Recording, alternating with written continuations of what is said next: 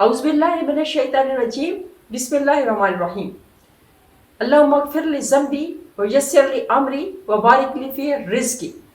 इस दुआ का सबसे पहले तो मैं आपको मतलब बता दूं, अल्लाहुम्मा इग़फ़िर लि ज़ंबी कि अल्लाह ताला मेरे गुनाहों को माफ़ फरमा दे, व यस्सिर लि अमरी और मेरे काम को आसान कर दे, और व बारिक ली फ़ी रिज़्क़ी और मेरे रिज़्क़ में बरकत अता फरमा दे। अब देखिए, इसमें पूरी की पूरी लाइफ में यही दो तीन चीज़ें आ जाती हैं। एक रिस्क में बरकत होती है, एक गुनाह की माफ़ी होती है, एक काम की आसानी होती है। तो कोई भी काम हो सकता है, दुनिया के कितने काम होते हैं, हम उन कामों में अल्लाह ताला से आसानी मांगते हैं। तो ये बहुत एक कॉम्पैक्ट दुआ है। कोशिश कीजिए कि आप हर नमाज में जब दुआ के लिए हाथ उठाते हैं तो अपनी दुआएं मांगने से पहले जो आपकी रूटीन की जो एक अज़कार होते हैं उनमें इस दुआ को ज़रूर शामिल कर लीजिए। अल्लाहुम्मा इग़फ़िर लि ज़ंबी व यस्सिर लि अमरी व बारिक ली फ़ी रिज़्क़ी। तो चलिए नाज़रीन, आज की बात स्टार्ट करती हूँ। आज का जो मेन जो टॉपिक है उसके ऊपर पहले बात करूँगी, उसके बाद फिर मैं आपको एक दुआ बताऊँगी जिसको कि करने से इंशाल्लाह आपकी मुश्किलात जो है वो इंशाल्लाह, अगर आप सिद्क़ के दिल से और जिस तरह से मैं तरीका बताती हूँ, जिस तरह से दुआ मांगने का एक तरीका होता है, उस तरह से जब आप दुआ मांगेंगे तो कभी हो सकता नहीं कि आपकी दुआ रद्द जाए। तो बात ये है कि हम कहते हैं कि अल्लाह ताला से हमने बहुत दुआएं मांगी हैं, अल्लाह ताला से हमने बहुत दुआएं मांगी हैं, अल्लाह ताला हमारी दुआ सुनते ही नहीं है, अल्लाह ताला को पता ही नहीं हमारा कि हम किस हाल में हैं। क्योंकि बहुत से लोग शिकायत करने वाले भी होते हैं, जहाँ पे जितने लोग अल्लाह ताला के सरनिगू होने वाले बंदे हैं, जो अल्लाह ताला की हर बात पे यस कहने वाले बंदे हैं, जो हर मुश्किल परेशानी में अल्लाह ताला को याद करने वाले बंदे हैं, उनके साथ साथ उनसे कहीं ज़्यादा वो बंदे हैं जो अल्लाह ताला की नाशुक्री करते हैं, जो हर बात में अल्लाह ताला को ब्लेम करते हैं, जो हर बात में नक्स निकालते हैं कि ये हमारे साथ क्या कर दिया, अल्लाह ताला ने वो क्या कर दिया। और इसी तरह से वो अल्लाह ताला की नमाजें भी कम पढ़ते हैं, अल्लाह ताला का जिक्र भी कम करते हैं, और शिकायतें जो हैं वो अल्लाह ताला से ज़्यादा करते हैं।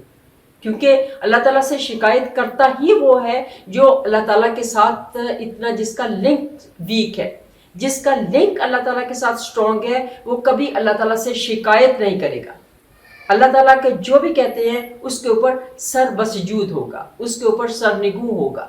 तो बात ये थी कि अल्लाह ताला को कहते हैं, बहुत से लोगों को मैंने सुना है कहते हैं कि वो कहते हैं कि अल्लाह ताला को क्या पता कि हमारे साथ क्या गुजर रही है, अल्लाह ताला ने हमारे साथ ये कर दिया, अल्लाह ताला ने हमारे साथ वो कर दिया। मतलब कि नऊज़ुबिल्लाह अस्तग़फिरुल्लाह, बहुत से जो तकब्बुराना अल्फाज भी बोलते हैं और बहुत से तजाहुलाना अल्फाज भी बोलते हैं अल्लाह ताला के लिए। तो उन सब के लिए ये अर्ज़ है कि अल्लाह ताला ने इंसान को बनाया है, ठीक है। अल्लाह ताला ने इंसान, इस बात को बड़े गौर से सुनिए, अल्लाह ताला ने इंसान को बनाया है। जब इंसान को बनाने से पहले अल्लाह ताला ने पूरा का पूरा, अल्लाह ताला ने उसका A to Z अल्लाह ताला ने उसके बारे में लिख दिया हुआ है। उसने क्या करना है दुनिया में, कहाँ पे उसने जाना है, क्या उसने खाना है, कितने उसके बच्चे होंगे, कितने उसकी शादियाँ होंगी, कितने उसके पास पैसा आएगा, कितने उसके घर होंगे, कितने उसके मोहल्लात होंगे, कहाँ कहाँ के उसके जो वीज़ा जो है वो स्टैंप होगा, उसका पासपोर्ट जो है कहाँ कहाँ से स्टैंप होगा। तो ये सारी की सारी बातें अल्लाह ताला ने लिखी हुई है। लेकिन उसके बावजूद ये मैं कहती हूँ कि कुछ चीज़ें इरेजेबल हैं, कुछ चीज़ें नॉन इरेजेबल हैं। इस चीज़ का भी अल्लाह को पता है कि कौन बंदे जो किस तरह से दुआ मांगेंगे और उन्होंने अपनी ये चीज़ इरेज करवा लेनी है, और उसको फिर से वो नए सिरे से लिखा होगा। जो नए सिरे से इरेज होके लिख रहे हैं वो भी अल्लाह ताला ने लिखा हुआ होगा। अल्लाह ताला के पास तो इंसान के पहले सांस से लेके आखिरी सांस तक का पूरा अल्लाह ताला के पास हिसाब किताब है। कि बहुत से लोगों को इसकी समझ नहीं आती है कि जब हर चीज़ लिखी हुई है तो हमें कोशिश करने का क्या फ़ायदा है। ये भी सवाल उभरता है कि जब हर चीज़ अल्लाह ताला ने लिख दी हुई है तो हम चुप करके बैठे रहते हैं, तो हमें जो कुछ होगा हमारे नसीब में वो मिल जाएगा। तो हो सकता है कि जैसे हज़रत अली रज़ी अल्लाह ताला अन्हु ने फरमाया था कि हो सकता है कि तुम्हारे नसीब में ही ये लिखा हो कि तुमने कोशिश करनी है तो फिर तुम्हें मिलना है। अभी जो मैं बात करने लगी हूँ फिर उस बात पे आती हूँ। जैसे एग्जामिनेशन हॉल होता है, एग्ज़ाम लेने से पहले टीचर क्या करता है आपके साथ, आपको पूरे का पूरा सिलेबस बता देता है, सिलेबस पढ़ाता है बड़े अच्छे तरीके से, और डिफरेंट सब्जेक्ट्स के डिफरेंट टीचर्स आते हैं, और अगर कोई एक टीचर चेंज हो जाता है तो उसकी जगह पे नया टीचर आ जाता है।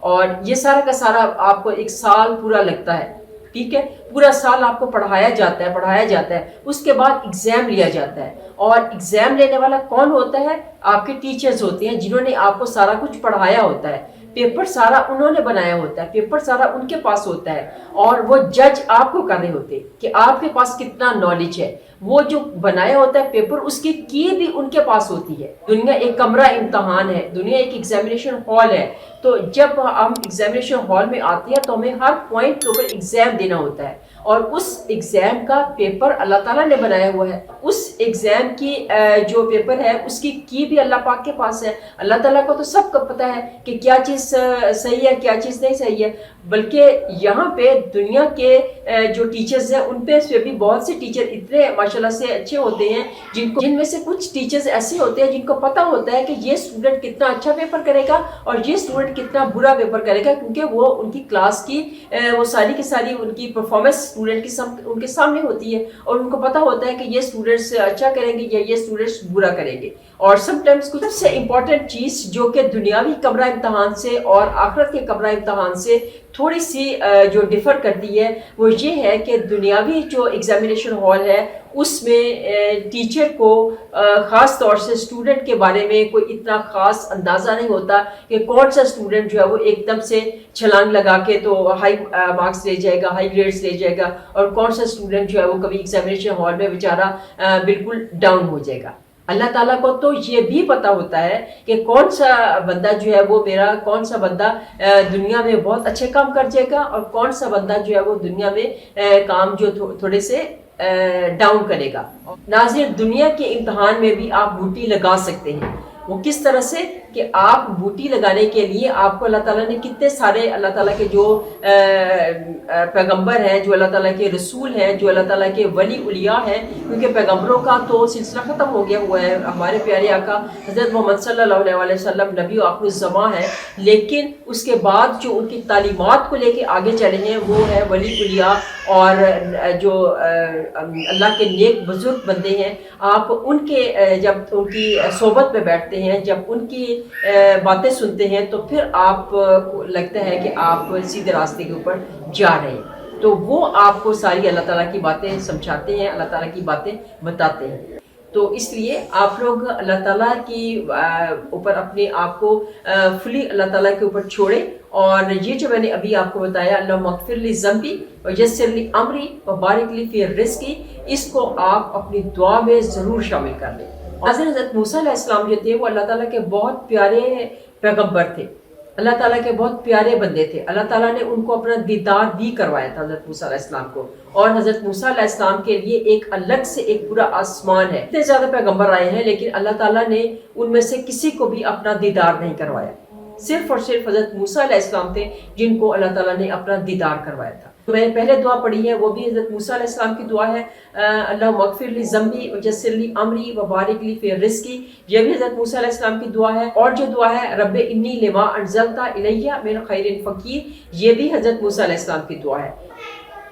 یہ دونوں دعائیں جو ہیں یہ بہت پاورفل دعائیں ہیں۔ اکثر دعائیں ہم لوگ جو ہے وہ اپنے جب نماز کے بعد دعا کے لیے ہاتھ اٹھاتے ہیں، یا کبھی بھی آپ کے دل میں کوئی خیال آ جائے، رات کو سونے سے پہلے آ جائے، یا دن میں کوئی بیٹھے ہوئے ایسے ہی بندہ کبھی اللہ تعالیٰ کے ساتھ باتیں کر رہا ہوتا ہے، تو اس وقت اگر آپ یہ دعا مانگ لیں، رب انی لما انزلت الی من خیر فقیر، دل سے دعا مانگیں تو اللہ تعالیٰ ضرور آپ کی جو بھی حاجت ہوگی اس کو پوری کریں گے۔ اور جو پہلے والی ہے وہ تو میری بڑی فیوریٹ دعا ہے، اللہم اغفر لی ذنبی ویسر لی امری وبارک لی فی رزقی۔ میرا خیال ہے کہ اسی ایک ویڈیو میں تیسری سے چوتھی پانچویں دفعہ شاید یہ دعا پڑھی ہے، اور یہ بہت خوبصورت دعا ہے۔ کوشش کیجئے کہ آپ ہر نماز میں اس کو شامل کر لیں، جس طرح سے ربنا آتنا فی الدنیا حسنۃ وفی الآخرۃ حسنۃ وقنا عذاب النار، یہ دعا آپ نماز کے بعد مانگتے ہیں، اور نماز ختم کرنے کے بعد جب آپ ہاتھ اٹھاتے ہیں اللہ تعالیٰ سے تو آیت الکرسی آپ پڑھتے ہیں۔ آیت الکرسی کے بعد یہ دعا مانگنی کبھی نہ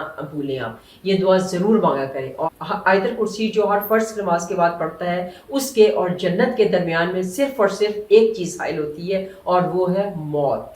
جیسے وہ بندے کی ڈیتھ ہوتی ہے تو فوراً سیدھا جنت میں چلا جاتا ہے۔ تو اس لیے ہر فرض نماز کے بعد آیت الکرسی کو پڑھنا مت بھولیے. اور ویسے بھی آپ دن میں آپ کو کئی دفعہ بتا چکی ہوں کہ آیت الکرسی کو ضرور پڑھا کیجیے. آیت الکرسی کے تحفے اللہ تعالیٰ کو بھیجیے. اللہ تعالیٰ کو آیت الکرسی بہت پسند ہے. اللہ تعالیٰ مسکراتے ہیں جب آپ آیت الکرسی کا تحفہ اللہ تعالیٰ کو بھیجتے ہیں.